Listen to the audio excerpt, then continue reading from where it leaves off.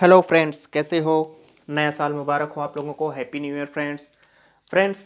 जैसा कि आप लोग जानते हैं कि नया साल आ गया है। यूपीएससी अपना प्रावधान लेके आ रहा है।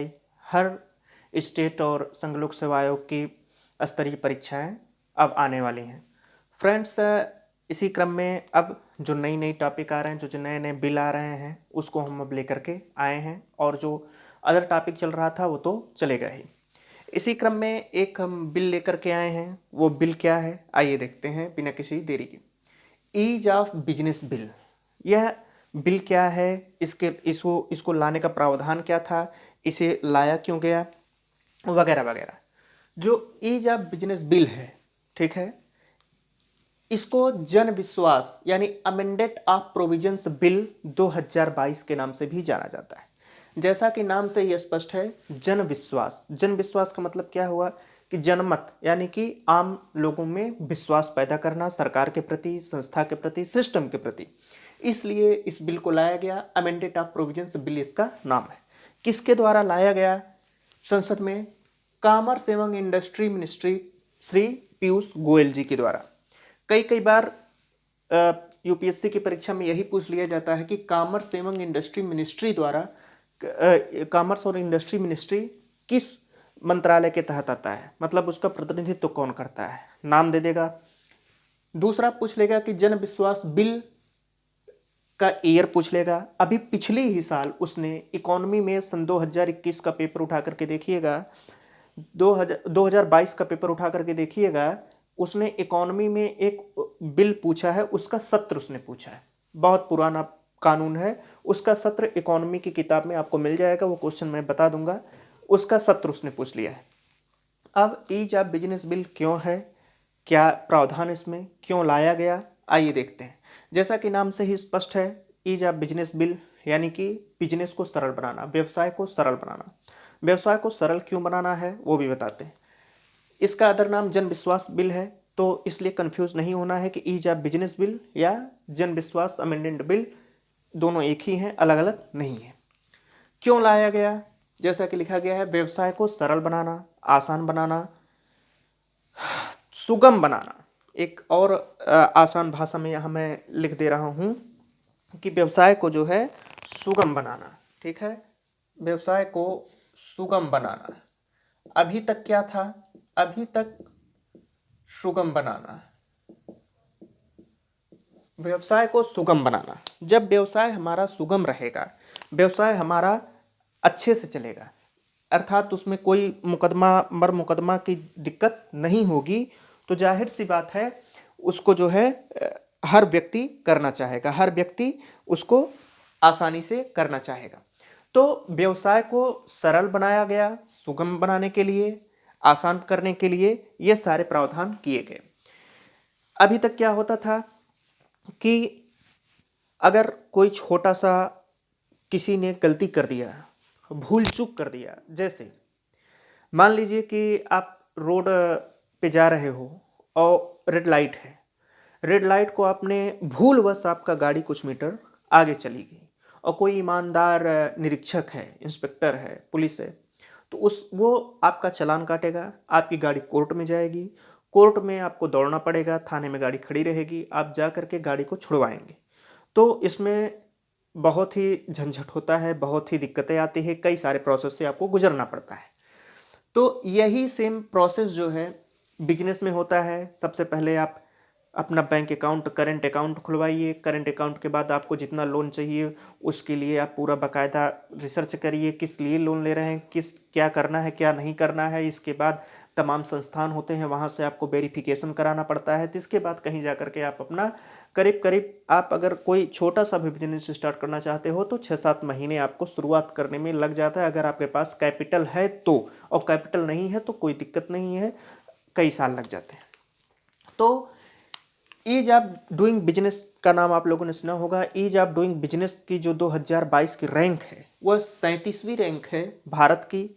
हर स्टेट लेवल की परीक्षा में पूछा जाता है। टोटल 63 देशों में भारत की 37वीं रैंक है। ये 6 मानकों पर आधारित है। तो ईज ऑफ डूइंग बिजनेस या ईज ऑफ बिजनेस बिल जो है, जो विकसित देश हैं जैसे न्यूजीलैंड हो गया, अमेरिका हो गया, यूके हो गया, इत्यादि जो देश हैं, पश्चिमी यूरोप के जो विकसित देश है वहाँ पर व्यवसाय करना बहुत सरल है। क्यों?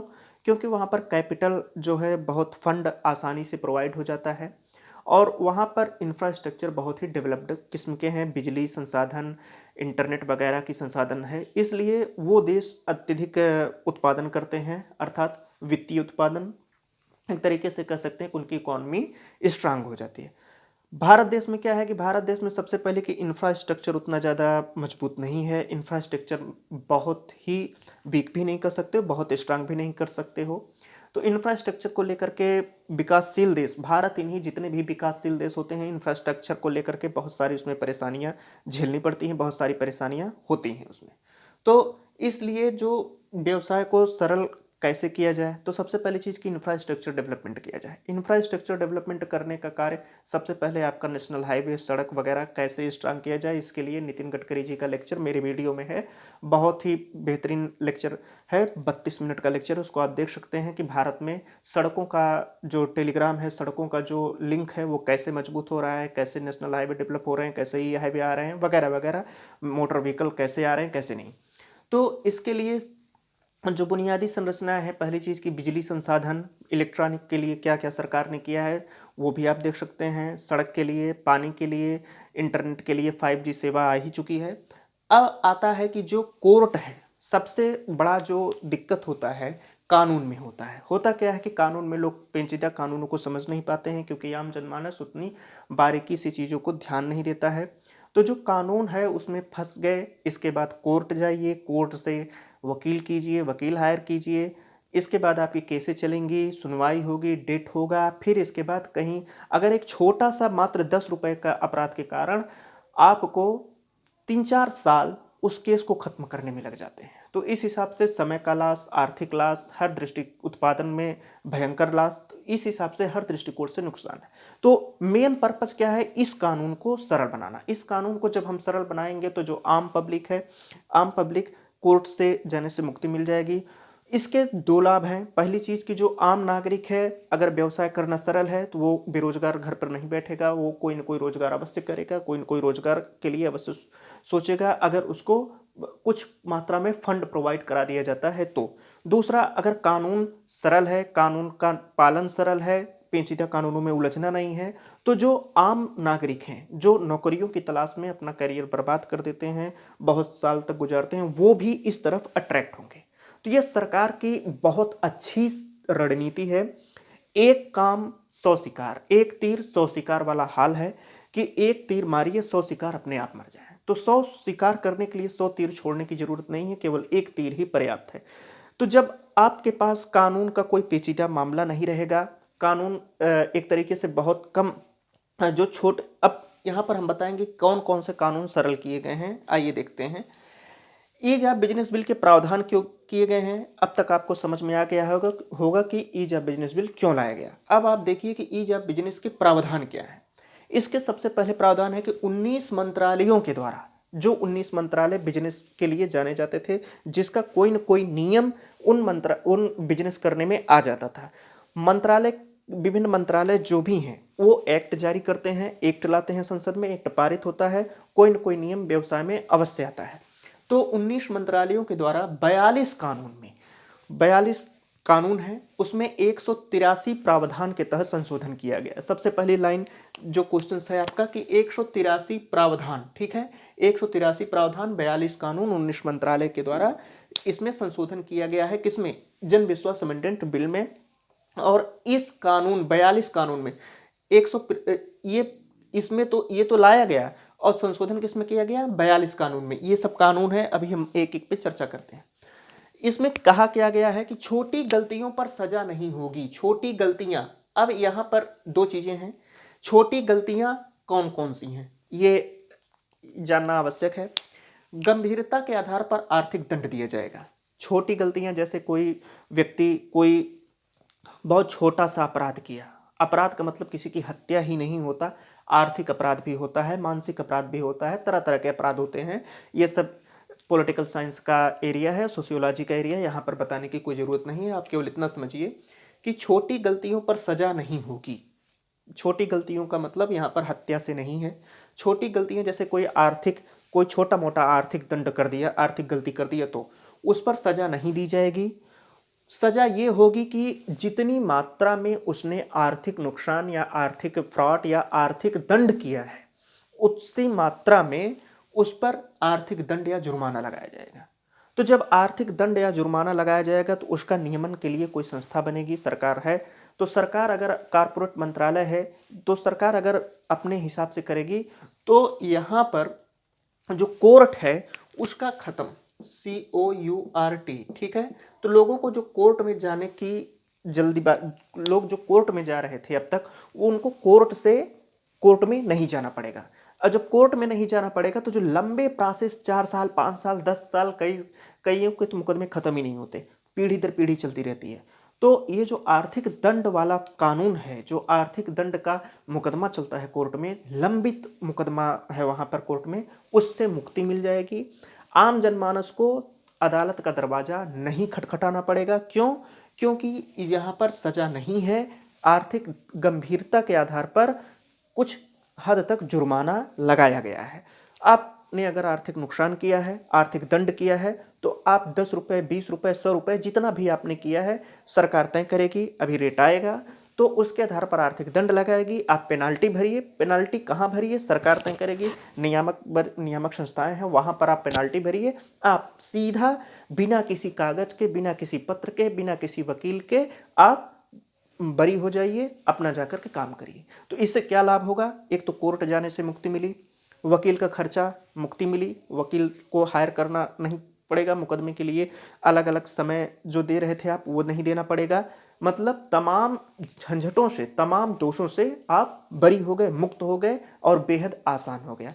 तो ये है कि छोटी गलतियों पर यहाँ पर ध्यान देने की आवश्यकता है कि जो छोटी गलतियां हैं उन पर। तो अभी ये अमेंडेंट बिल संसद में लाया गया 23 दिसंबर को, तो जैसे ही आएगा तो वहाँ पर पूरा प्रोसेस आएगा। 108 पन्ने का बिल है, तो वहाँ पर छोटी गलतियों का मेंशन होगा। छोटी गलतियाँ कौन कौन सी होंगी, कौन कौन सी नहीं होंगी, किन किन पर क्या क्या दंड होंगे, वो सब बिल आने के बाद जब प्रकाशित हो जाएगा तो वहाँ पर आएगा, उसकी चिंता करने की आवश्यकता नहीं है।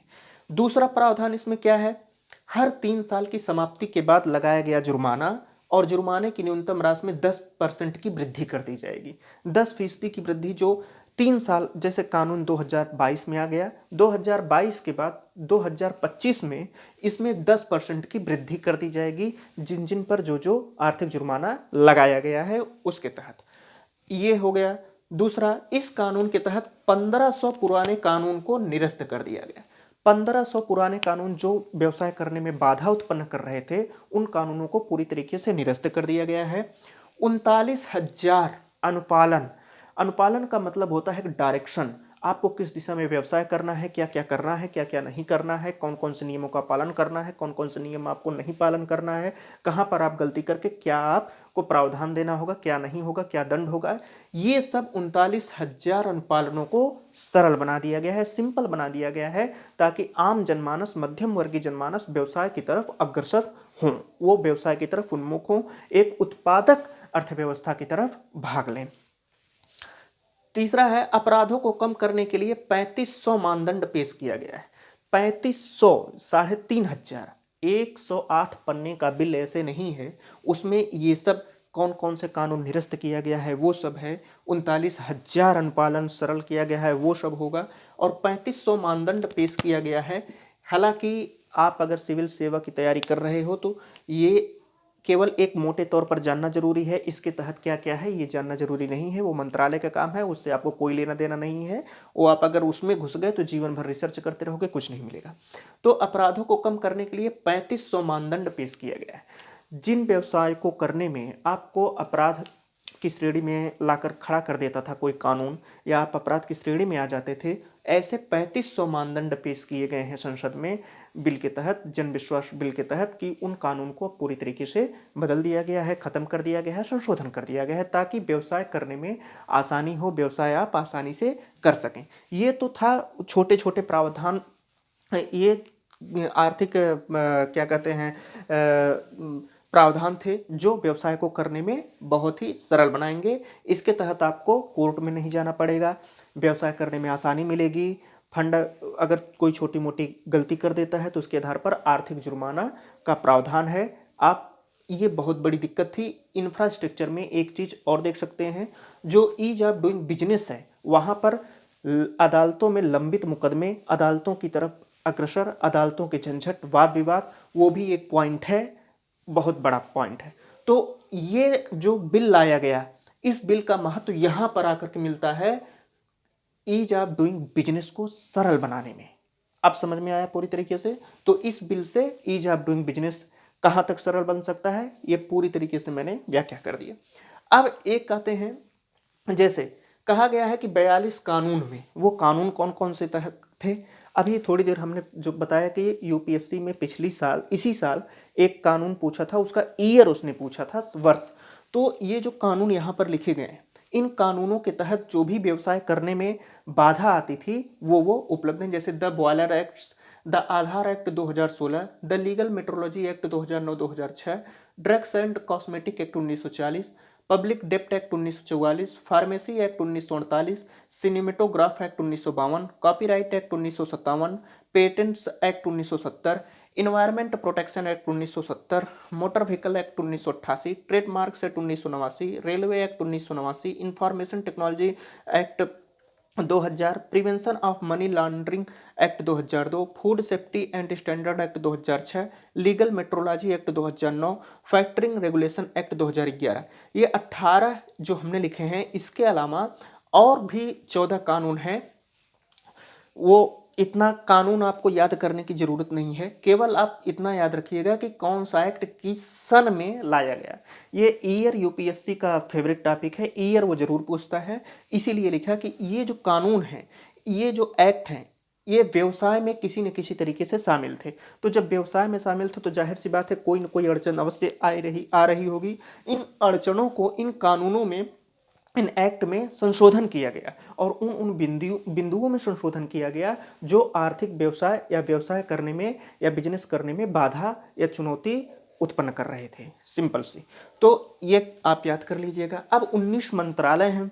19 मंत्रालय में जैसे हमने यहाँ पर कुछ मंत्रालयों का उल्लेख किया है, फाइनेंस है, फूड प्रोडक्शन एंड डिस्ट्रीब्यूशन है, एग्रीकल्चर है, ट्रांसपोर्ट एंड हाईवे है, इलेक्ट्रॉनिक्स है, इत्यादि मंत्रालय हैं। जो मंत्रालय का मतलब कि आप व्यवसाय, अब ऐसे समझिए कि कौन कौन से मंत्रालय, यहाँ तो हमने केवल नाम लिखा है, मंत्रालय कौन कौन से हो सकते हैं। जैसे कुछ, जब आप व्यवसाय का नाम लिखते हो तो आप ये सोचिए कि व्यवसाय कैसे कैसे होंगे, व्यवसाय कहाँ कहाँ से हो सकते हैं। एग्रीकल्चर से रिलेटेड व्यवसाय होगा तो एग्रीकल्चर से रिलेटेड अगर व्यवसाय है तो एग्रीकल्चर मिनिस्टर है, वित्तीय व्यवसाय है तो फिर फाइनेंस मिनिस्टर है, इलेक्ट्रॉनिक व्यवसाय है तो इलेक्ट्रॉनिक्स मंत्रालय है। तो कोई ना कोई मंत्रालय अवश्य होगा जो उसको रेगुलेट कर रहा होगा। तो इसी रेगुलेट से ये एक्ट आए। तो एक्ट में जो व्यवसाय करने में बाधा उत्पन्न कर रहा है उसमें वो संशोधन किया गया है, उसके लिए बिल लाया गया है। तो फ्रेंड्स, ये था आपका टोटल जन विश्वास अमेंडमेंट ऑफ प्रोविजंस बिल 2020 या ईज ऑफ बिजनेस बिल 2022।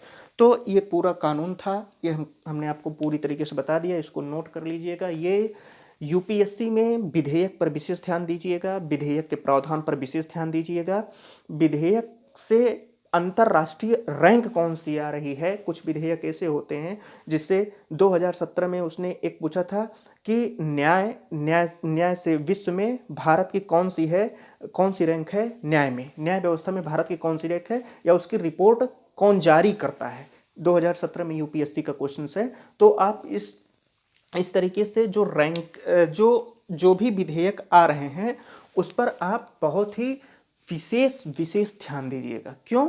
क्योंकि पहली चीज़ कि वो व्यवसाय रैंक से रिलेटेड है, दूसरा रिपोर्ट से रिलेटेड है। जैसे अब ईज ऑफ बिजनेस बिल आ गया, ईज ऑफ बिजनेस बिल के प्रावधान आपने पढ़ लिया, प्रावधान याद हो गया, लेकिन अगर वो क्वेश्चन पूछेगा यूपीएससी तो ease of doing business report कौन जारी करता है ये पूछ लेगा। भारत की रैंक क्या है, UP PCS, MP PCS, Chhattisgarh PCS, Bihar PCS हर बार पूछता है, ये पूछ लेगा।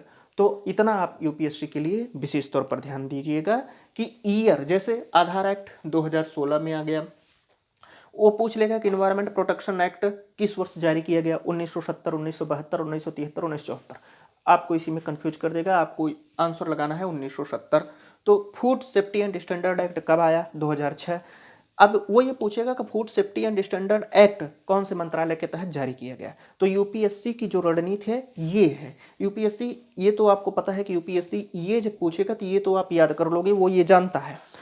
वो टेक्निकली फंसाएगा। जैसे पूछेगा कि मोटर व्हीकल एक्ट 1987-1988 किस मंत्रालय के तहत पारित किया गया। तो आप बहुत ध्यान से इन सब जितने भी एक्ट हैं, सबसे पहले जैसे पूछ लेगा कि जन विश्वास amendment bill, amendment of provisions bills 2022 किस मंत्रालय के तहत जारी किया गया। तो आपको आंसर लगाना है कॉमर्स एंड इंडस्ट्री मिनिस्ट्री। यहाँ पर वो पूछ लेगा कि जन विश्वास बिल है, लड़का सोचेगा जन विश्वास है यानी जनता में विश्वास पैदा करना है, सोशल मिनिस्ट्रालय मार देगा, एग्रीकल्चर मिनिस्ट्रालय मार देगा, वित्तीय मंत्रालय मार देगा, अंत में लिखा रहेगा कॉमर्स एंड इंडस्ट्री मिनिस्टर, क्योंकि ये टेक्निकल शब्द है, ये पूछेगा नहीं। तो यूपीएससी जब भी पूछेगा इसी तरीके से पूछेगा, इसके सिवा नहीं पूछेगा। आप लोग इतना ध्यान दीजिएगा और जितना हो सके आप लोग लाइक शेयर सब्सक्राइब करना ना भूलिएगा, क्योंकि उन तक ये सूचनाएं पहुँचे जहाँ तक ये नहीं पहुँच सकती हैं। A lot of thanks friends, मिलते हैं कल के लेक्चर्स में।